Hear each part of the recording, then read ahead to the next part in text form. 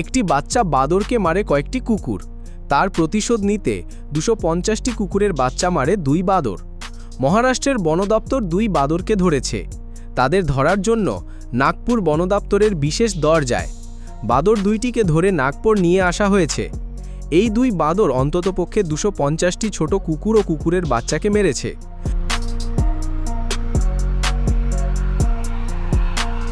গত কয়েক মাস ধরে তারা লাভোল ও তার আশপাশের গ্রামে কুকুরের বাচ্চা দেখলেই তাকে ধরে নিয়ে বড় গাছের ওপরে চলে যেত, তারপর উঁচু থেকে ছুঁড়ে ফেলে দিত। এভাবেই একের পর এক কুকুরের বাচ্চা মেরেছে তারা। তার আগে কুকুর গিয়ে তাদের বাচ্চাকে মেরে ফেলে। তারপর থেকেই 2 বাদর প্রতিশোধ নিতে থাকে। সম্প্রতি ওই 2 বাদর কয়েকটি স্কুল ছাত্রছাত্রীকেও আক্রমণ করে। তারপর গ্রামবাসীরা বন দপ্তরে গিয়ে নালিশ করে।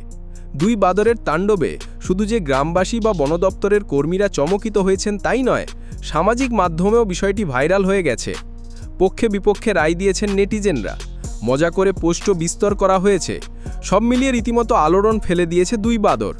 বন দপ্তরের পক্ষ থেকে জানানো হয়েছে 2 বাদরকে কিছুদিনের মধ্যে নাগপুরের কাছের একটি জঙ্গলে ছেড়ে দেয়া হবে। সূত্র ডয়চে ভেলে।